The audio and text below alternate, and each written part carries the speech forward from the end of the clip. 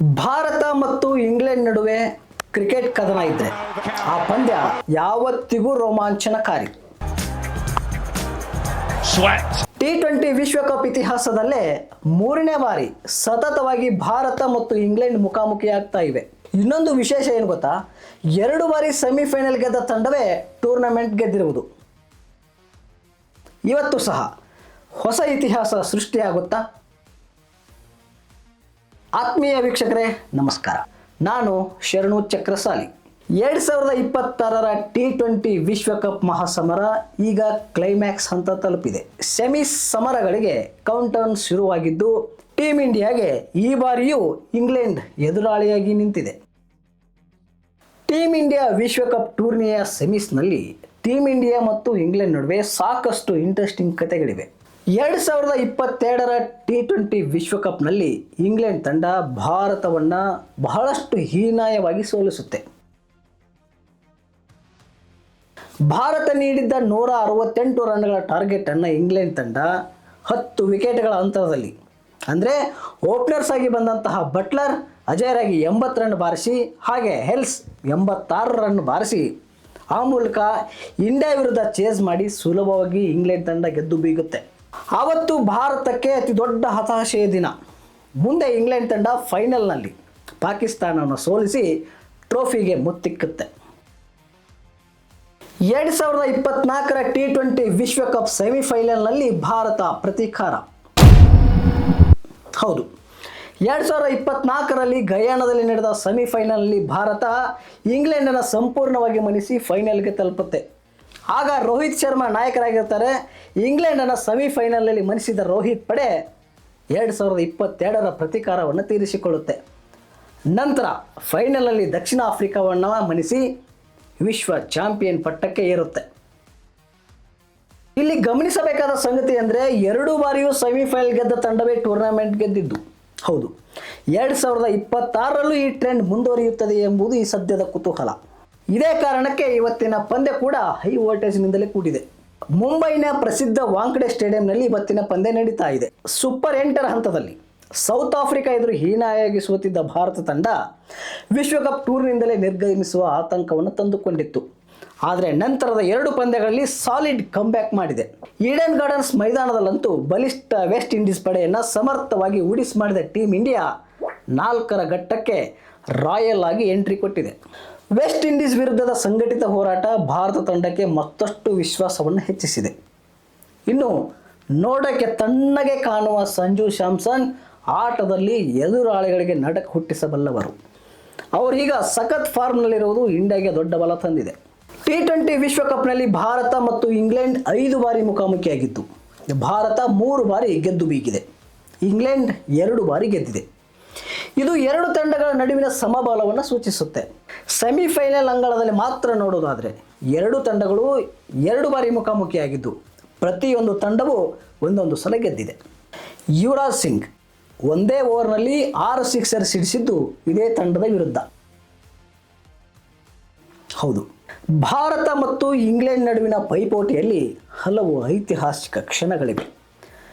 2007ರ ಮೊದಲ T20 ವಿಶ್ವಕಪ್ group ಪಂದ್ಯದಲ್ಲಿ ಯುವರಾಜ್ ಸಿಂಗ್ ಒಂದು ಅದ್ಭುತ ಸಾಹಸ ಮಾಡ್ತಾರೆ. ಇಂಗ್ಲೆಂಡಿನ ಆಂಡ್ರೂ ಫ್ಲಿಂಟಾಫ್ರೊಂದಿಗೆ ವಾಗ್ವಾದ ನಡೆಸಿದ ನಂತರ ಯುವರಾಜ್ ಸಿಂಗ್ ಇಂಗ್ಲೆಂಡಿನ ಸ್ಪೀಡ್ ಬಾಲರ್ ಸ್ಟುವರ್ಟ್ ಬ್ರಾಡ್ ಹಾಕಿದ ಒಂದೇ ಓವರ್ನಲ್ಲಿ 6 ಸಿಕ್ಸರ್ಗಳನ್ನು ಬಾರಿಸಿದ್ದು ಇದೇ ಯುವರಾಜ್ ಸಿಂಗ್. ಅದು ಕೂಡ T20 ಅಂತಾರಾಷ್ಟ್ರೀಯ ಕ್ರಿಕೆಟ್ನಲ್ಲಿ ಈ ದಾಖಲೆ ಯುವರಾಜ್ ಸಿಂಗ್ ಅವರಿಂದ ಮೊದಲು ನಿರ್ಮಾಣವಾಗುತ್ತೆ. ಈಗಲೂ ಆ ಘಟನೆ ಇಡೀ ವಿಶ್ವಕಪ್ ಟೂರ್ನಾಮೆಂಟ್ನ ಒಂದು ಐಕಾನಿಕ್ ಇಮೇಜ್ ಆಗಿ ಉಳಿದುಕೊಂಡಿದೆ. ಉಭಯ ತಂಡಗಳ ಮುಖಾಮುಖಿ ಹೇಗಿದೆ? T20 ಸ್ವರೂಪದಲ್ಲಿ ಇಂಗ್ಲೆಂಡ್ ವಿರುದ್ಧ ಭಾರತ ತಂಡವು ಉತ್ತಮವಾದ ದಾಖಲೆಯನ್ನೇ ಹೊಂದಿದೆ. ಇಲ್ಲಿಯವರೆಗೂ 2 ತಂಡಗಳ ನಡುವೆ ಒಟ್ಟು 29 T20 ಪಂದ್ಯಗಳು ನಡೆದಿದ್ದು ಅದರಲ್ಲಿ ಟೀಮ್ ಇಂಡಿಯಾ 17 ಪಂದ್ಯಗಳನ್ನು ಗೆದ್ದು ಬೀಗಿದೆ. ಇಂಗ್ಲೆಂಡ್ 12 ಪಂದ್ಯಗಳನ್ನು ಗೆದ್ದಿದೆ. 2024ರ T20 ವಿಶ್ವಕಪ್ನ ಸೆಮಿಫೈನಲ್ನಲ್ಲಿ ಭಾರತೀಯ ತಂಡ ಇಂಗ್ಲೆಂಡ್ ತಂಡವನ್ನು 62 ರನ್ಗಳಿಂದ ಸೋಲಿಸಿತ್ತು. ಆದರೆ 2022ರ T20 ವಿಶ್ವಕಪ್ನಲ್ಲಿ ಇಂಗ್ಲೆಂಡ್ ತಂಡ ಭಾರತವನ್ನು 10 ವಿಕೆಟ್ಗಳಿಂದ ಸೋಲಿಸಿತ್ತು. ಹೀಗಾಗಿ 2024ರ T20 ವಿಶ್ವಕಪ್ನ ಸೆಮಿಫೈನಲ್ ಆದ ಸೋಲಿಗೆ ಇವತ್ತು ಸೇಡು ತೀರಿಸಿಕೊಳ್ಳುವ ಉದ್ದೇಶದಿಂದಲೇ ಮೈದಾನಕ್ಕೆ ಕಣಕ್ಕಿಳಿಯುವುದಂತೂ ಖಚಿತ. ಭಾರತ ಇಂಗ್ಲೆಂಡ್ ಪಂದ್ಯಕ್ಕೆ ಗಫಾನಿ ಮತ್ತು ಫಾಲೇಕರ್ ಅಂಪೈರ್ಸ್. ನ್ಯೂಜಿಲೆಂಡಿನ ಕ್ರಿಸ್ ಗಫಾನಿ ಮತ್ತು ದಕ್ಷಿಣ ಆಫ್ರಿಕಾದ ಅಲಾಹುದ್ದೀನ್ ಫಾಲೇಕರ್ ಅವರು ಭಾರತ ಮತ್ತು ಇಂಗ್ಲೆಂಡ್ ನಡುವಣ ಸೆಮಿಫೈನಲ್ ಪಂದ್ಯಕ್ಕೆ ಆನ್ ಫೀಲ್ಡ್ ಅಂಪೈರ್ಗಳಾಗಿದ್ದಾರೆ. ಯಾಕೆ ಈ ಸಂಗತಿ ವಿಶೇಷ ಅನಿಸುತ್ತೆ ಗೊತ್ತಾ? ಗಫಾನಿಯವರು 2024ರ T20 ಸೆಮಿಫೈನಲ್ಲಿ ಭಾರತ ಇಂಗ್ಲೆಂಡ್ ಮುಖಾಮುಖಿಯಾದಾಗ ಇವರೇ ಅಂಪೈರ್ ಆಗಿರ್ತಾರೆ. ಪಾಲೇಕರ್ ಅವರು ಹಾಲಿ ಟೂರ್ನಾಮೆಂಟ್ನಲ್ಲಿ ಇಂಗ್ಲೆಂಡ್ ಆಡಿದ 2 ಪಂದ್ಯಗಳು ಅಂಪೈರ್ ಆಗಿದ್ದಾರೆ. ಜೊತೆಗೆ ಭಾರತ ಮತ್ತು ನೆದರ್ಲೆಂಡ್ಸ್ ಪಂದ್ಯವನ್ನು ಸಹ ಇವರು ನಿರ್ವಹಿಸಿದ್ದಾರೆ. ಮೀಸಲು ದಿನ ನಿಗದಿ. ಭಾರತ ಮತ್ತು ಇಂಗ್ಲೆಂಡ್ ನಡುವಿನ ಇವತ್ತಿನ ಪಂದ್ಯ ಮಳೆ ಅಥವಾ ಬೇರೆ ಯಾವುದೇ ಕಾರಣದಿಂದ ಪಂದ್ಯ ರದ್ದಾದರೆ ಹೇಗೆ? ಚಿಂತೆಯೇ ಬೇಡ. 2026ರ T20 ವಿಶ್ವಕಪ್ ಸೆಮಿಫೈನಲ್ಗಾಗಿ ICC ಮೀಸಲು ದಿನವನ್ನು ನಿಗದಿಪಡಿಸಿದೆ. ಹೀಗಾಗಿ ಏನಾದರೂ ಮಾರ್ಚ್ 5ರಂದು ಸತತ ಮಳೆಯಿಂದ ಭಾರತ ಮತ್ತು ಇಂಗ್ಲೆಂಡ್ ಪಂದ್ಯ ನಡೆಸಲು ಸಾಧ್ಯವಾಗದಿದ್ದರೆ ಪಂದ್ಯವನ್ನು ಮರುದಿನ ಆಡಿಸಲಾಗುತ್ತೆ. ಒಂದು ವೇಳೆ ಇವತ್ತಿನ ಪಂದ್ಯ ಮಳೆಯಿಂದ ಅರ್ಧ ನಡೆದು ಅಪೂರ್ಣವಾದರೆ ಮತ್ತೆ ಮರುದಿನ ಆಡಿಸಲಾಗುತ್ತೆ.